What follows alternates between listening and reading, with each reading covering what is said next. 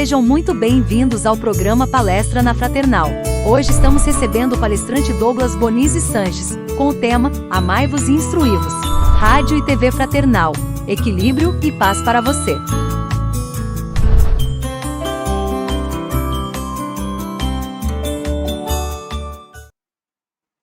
Que a luz do nosso Mestre possa nos acessar aonde estivermos ouvindo essas reflexões.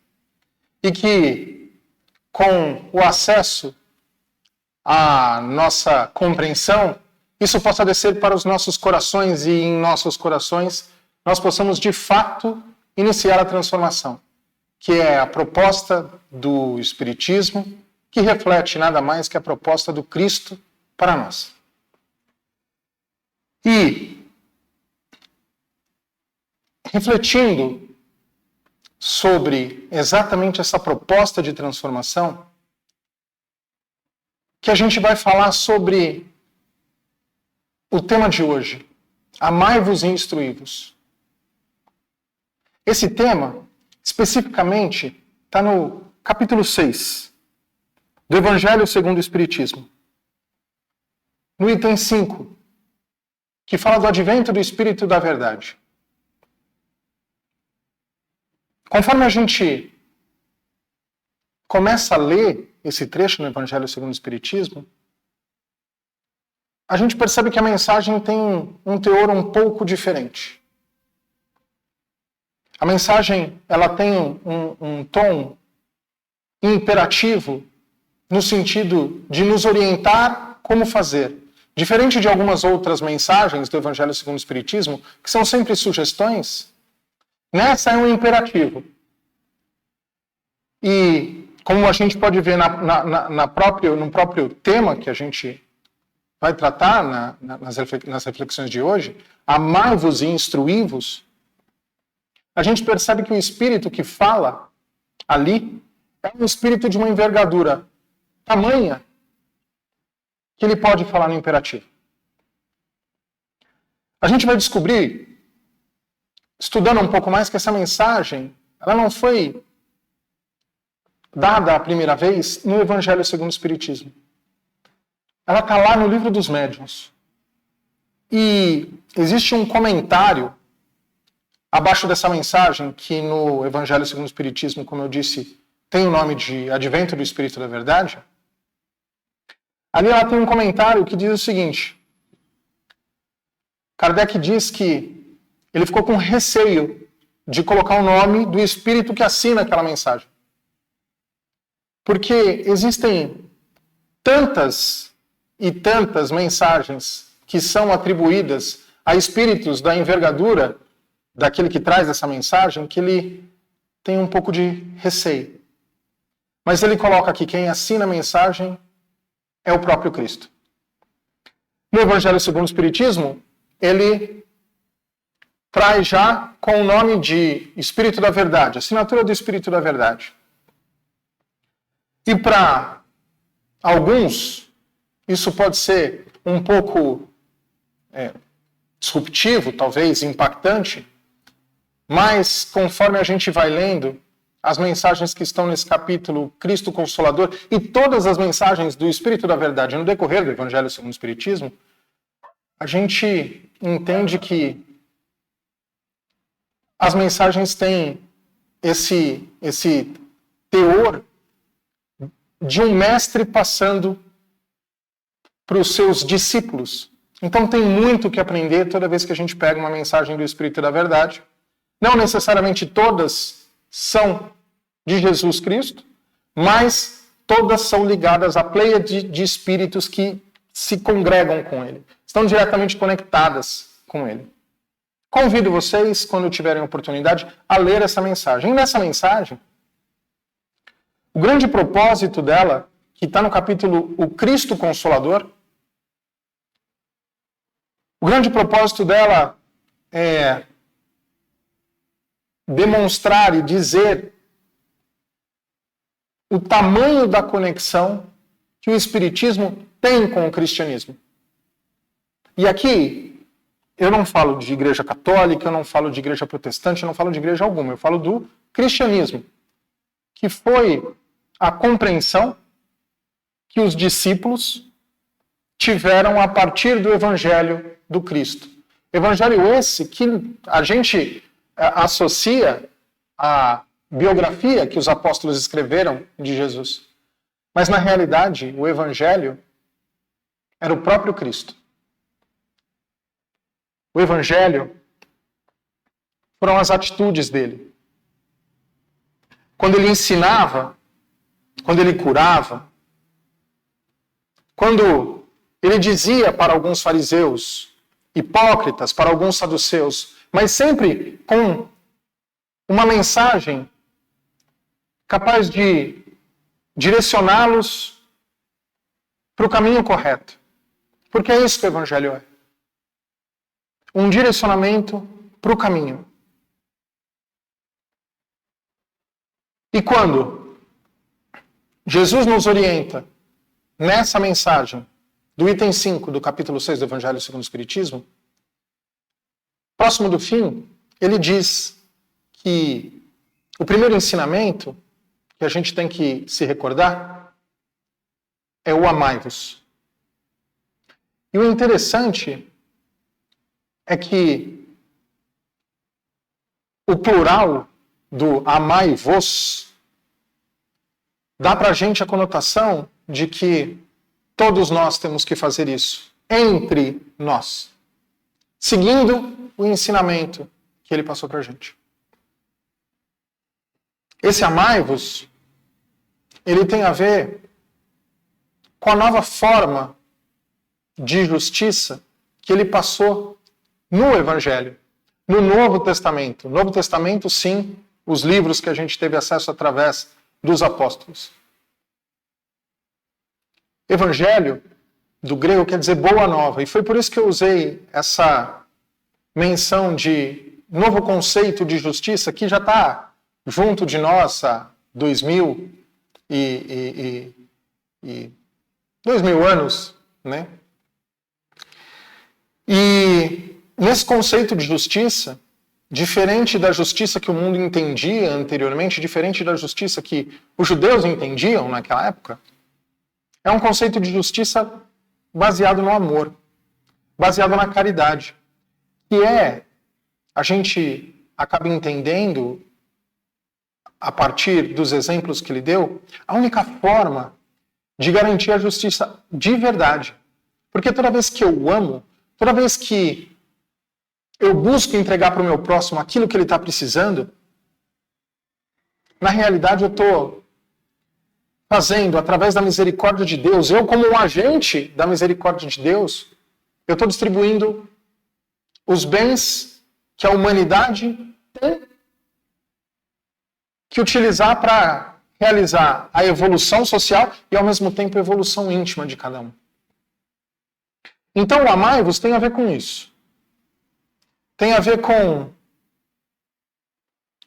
a única forma que nós temos, através de nossas ações, de fato, alcançar a evolução proposta pelo Espírito mais elevado que já passou encarnado entre nós. E isso, se a gente for observar no Evangelho, na passagem dele por aqui, ele faz em 100% do tempo em que ele atua. Então, a mensagem do amai-vos já está junto de nós há esses 2000 anos, em que nós estudamos, em que nós buscamos compreender as parábolas, as ações do Mestre. Mas nesse trecho do Evangelho segundo o Espiritismo, ele coloca o segundo ensino, ele usa essa palavra, né? O primeiro ensino, que é o amai-vos, e o segundo, que é o instruí-vos. Aqui, nesse ponto, é uma grande provocação. Uma provocação do Mestre, diretamente, para que a gente se movimente para o alcance da verdade. No Evangelho, quando ele veio, no Novo Testamento, existem várias menções à verdade. Conheceis a verdade vos libertará. Eu sou o caminho, a verdade e a vida. Então, a verdade era um ponto muito importante para Jesus. E com o Evangelho segundo o Espiritismo, nesse trecho, Jesus traz mais uma vez, se a gente acredita que foi ele que passou essa mensagem, ele traz mais uma vez a menção de uma forma explícita, no começo desse trecho, que a verdade é o caminho da evolução. E Emmanuel,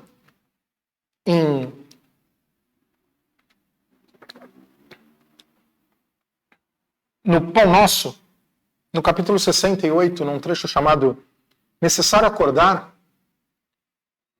ele nos alerta que a verdade é uma coisa que ela não tem parcialidades. A verdade, ela é um todo, completo, absoluto, inclusive. Mas nossa condição imperfeita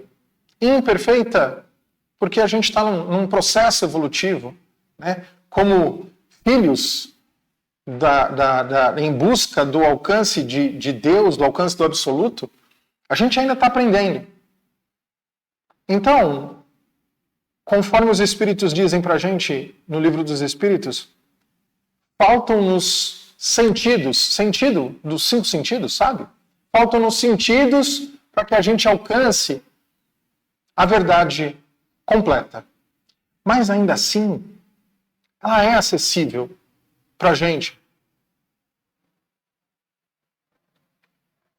A gente precisa, através dos sentidos e através da nossa capacidade de raciocínio, da nossa capacidade lógica tão demonstrada pelo codificador da doutrina, quando ele vai ali no Livro dos Espíritos questionando, verificando, validando, vinculando informações entre uma pergunta e outra, a gente precisa exercer essa nossa capacidade lógica. E é por isso da provocação do mestre, nesse trecho. Instruí-vos.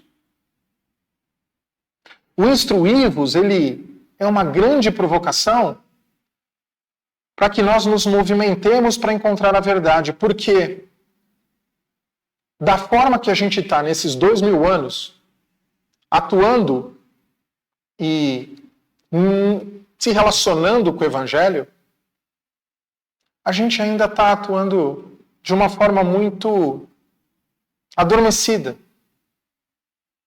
A nossa consciência, ela não está ativa quando a gente reflete sobre os ensinamentos do Cristo.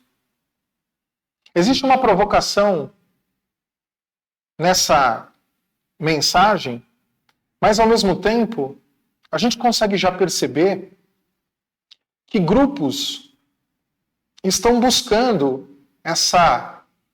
esse instruí-vos, essa condição de estar desperto. Não é à toa, né, que a gente fala do orai e vigiai. O vigiai é buscar estar desperto, estar com a razão ligada e conectada à fé. Porque a fé sem razão, ela é aquela fé fraca, aquela fé que toda vez que a gente passa por algum problema, ela balança. Agora, a razão sem fé, ela provoca em nós os 2 grandes males que nós entendemos que atrapalham em todo o desenvolvimento das virtudes de um espírito, que é o orgulho e o egoísmo. Agora, quando a gente conecta a fé e a razão, Isso tem um poder tão grande,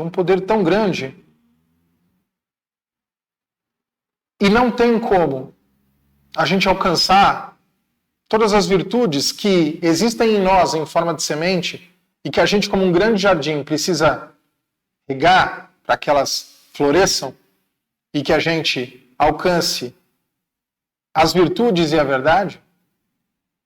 Não tem como a gente alcançar isso sem entender que a fé vai trazer para a gente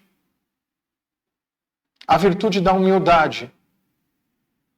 Porque na confiança da existência de um Pai maior, que nos, através da sua didática, entrega para a gente exatamente aquilo que a gente precisa, que é uma das formas que ele tem de nos amar constantemente, a gente entende que a gente não pode nada sem ele. E como diria Paulo, né? Se Deus é por nós, quem será contra nós? E a razão é exatamente essa inteligência que, quando a gente ouve dizer, né, que nós fomos criados à imagem e semelhança de Deus, a gente às vezes imagina Deus como um velho de barba branca, né? Mas isso é muito porque a gente acha que ele se parece com a gente, mas na realidade é a gente que se parece com ele. E no que a gente se parece com ele? A gente se parece com ele nessa capacidade de ordem, inteligência e amor, que são bens, são dons dados por ele para nós, para que a gente pudesse exercer esse desenvolvimento e nos capacitarmos para atuarmos no grande grupo de espíritos que controlam o universo, que ordenam o universo e que auxiliam na evolução dos outros seres da criação. Então, para que a gente se capacite, para que a gente consiga atingir essa classe que Cristo veio mostrar para a gente que é possível quando ele esteve encarnado, né? E ele disse: eu e o Pai somos um. São um, os dois, por quê? Porque ele já entende exatamente quais são as necessidades, quais são os desejos de Deus para a atuação no universo. Então, para que a gente alcance essa condição de compreensão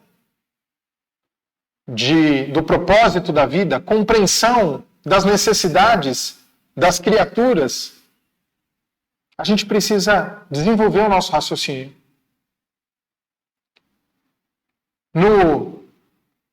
Tem um trecho do terceiro livro do Livro dos Espíritos que falam sobre as leis. Ali ele fala que a nossa evolução, ela se baseia em dois grandes pilares. E, inclusive, se utiliza o exemplo de duas grandes asas. A primeira asa, a asa da moral. Aquela que nos aproxima daqueles que estão mais próximos de nós. Aquela que nos auxilia a tomar as melhores decisões pela empatia, pela compreensão das necessidades. E a outra asa, a asa da inteligência. Aquela que também nos auxilia na tomada de decisão. Aquela que, apesar de todas as nossas imperfeições, nós estamos desenvolvendo bastante no planeta onde a gente está encarnado, mas ainda não associada à asa moral. E as duas juntas, abertas, essas sim são capazes de nos auxiliar para voos maiores, fazer com que a gente alcance a evolução proposta. A asa da moral está diretamente conectada ao amai-vos. A asa do instruí-vos é a asa da inteligência. Não existe possibilidade de ascensão espiritual sem esses dois pilares, essas duas bases. Eles, juntos, nos capacitam para que a gente alcance a mesma capacidade que o Cristo teve de conexão com o divino. Ainda falta muito para a gente chegar nesse nível. Mas Cristo, Jesus, Ele nos diz que nós somos capazes de fazer tudo o que Ele fez e até um pouco mais. Porque tudo que Ele fez, encarnado, conectado com a matéria, nós temos os mesmos instrumentos que Ele.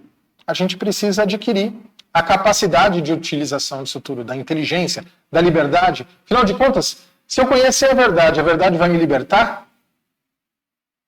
Eu tenho livre-arbítrio. E eu imagino que eu tenho liberdade total, mas eu ainda não tenho toda essa liberdade. Dentro do meu pensamento, dentro da minha vontade, eu tenho liberdade. Mas existem uma série de limitações. A lei de causa e efeito vem trazer para a gente quais são os limites do nosso livre-arbítrio. Mas quanto mais conectado à verdade nós estivermos, maior vai ser a nossa liberdade. Maior vai ser a nossa capacidade de decidir.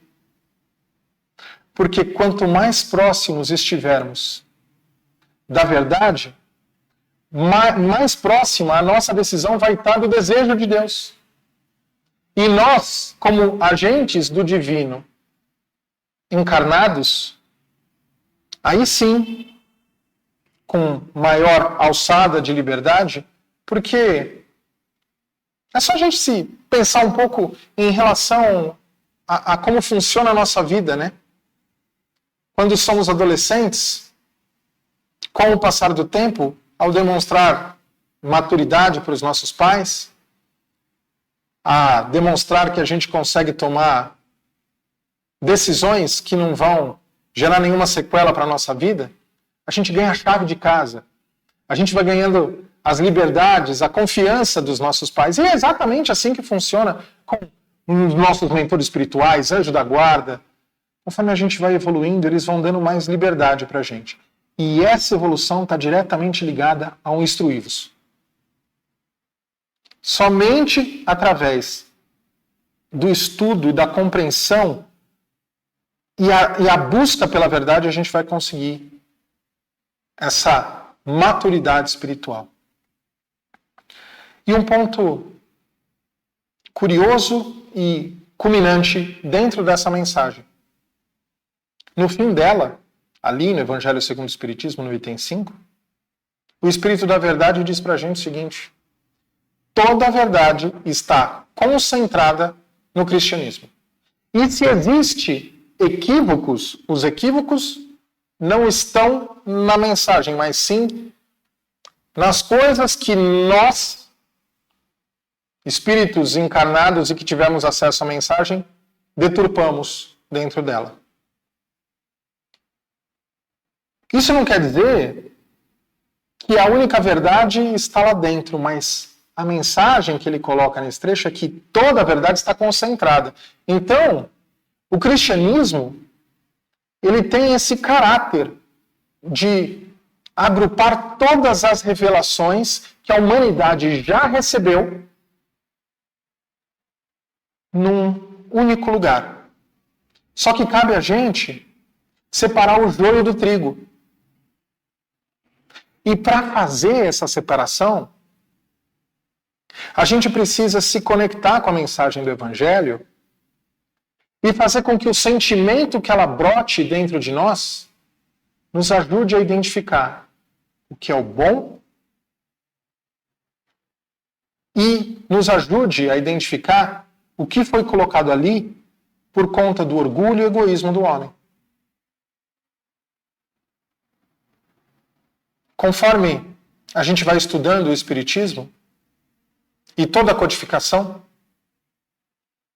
Kardec fez um catálogo de informações que nos auxilia a compreender exatamente Aonde está a parte boa da mensagem do Evangelho? Kardec chega a dizer que no Espiritismo estão as chaves para que a gente consiga abrir as portas da mensagem que está dentro dos exemplos de Jesus. Então, se toda a verdade está contida no Evangelho, conforme o Espírito de Verdade nos traz, e se Kardec nos diz que a chave para a compreensão está no Espiritismo, nós temos uma grande dádiva nas mãos. E aí a gente consegue entender o porquê que Kardec, durante a codificação e o acesso que ele teve a toda a informação que ele teve, ele classificou o Espiritismo de o Consolador Prometido. Aquela promessa que o Cristo fez e que está ali no Evangelho de João, de que ele enviaria um Paracleto para nos defender e consolar. A gente tem um baita presente nas mãos. E o que a gente tem que fazer com ele? No item 5 do capítulo 6, Jesus fala de uma forma clara. Instruí-vos.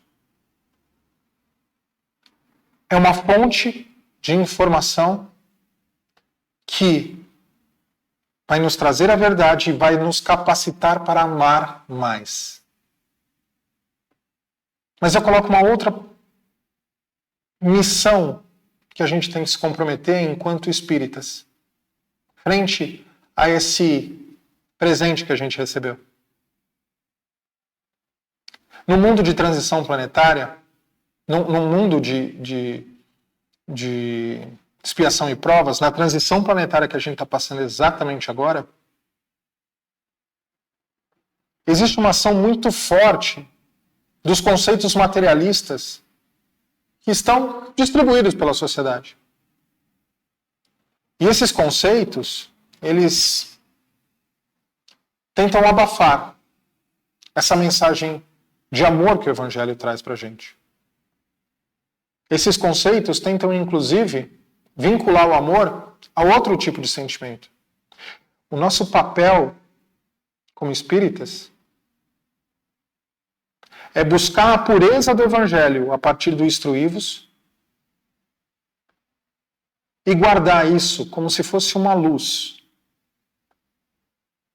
para que as próximas gerações, capacitadas para, de fato, fazer a grande transformação que é necessária para que a gente passe para um mundo de regeneração e para que a gente participe disso, a gente precisa manter essa luz acesa.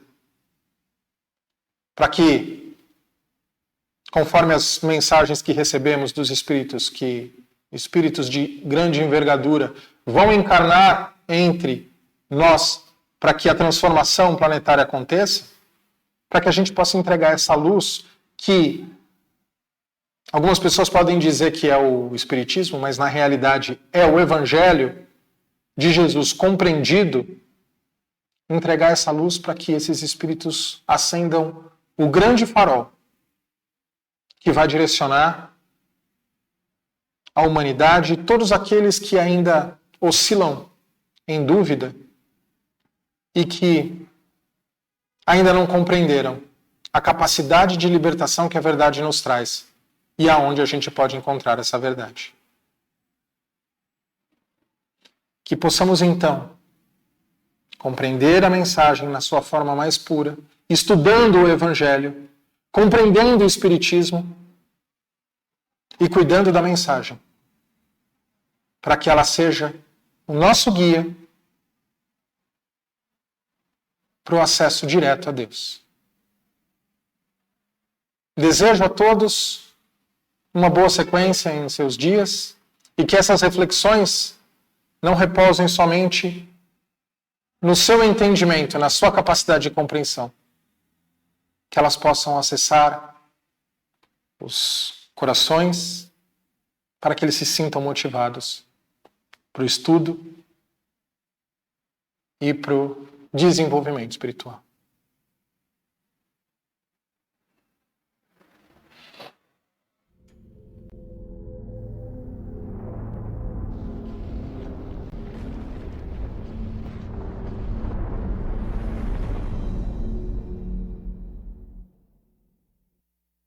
Acabamos de apresentar mais um programa Palestra na Fraternal. Sempre uma palestra diferente com temas ligados à doutrina espírita. Assista pelo YouTube, pela TV Fraternal e também no Facebook. Ouça pelo aplicativo da Rádio Fraternal e pelo site fraternal.net.br. Rádio e TV Fraternal, sempre em sintonia com você.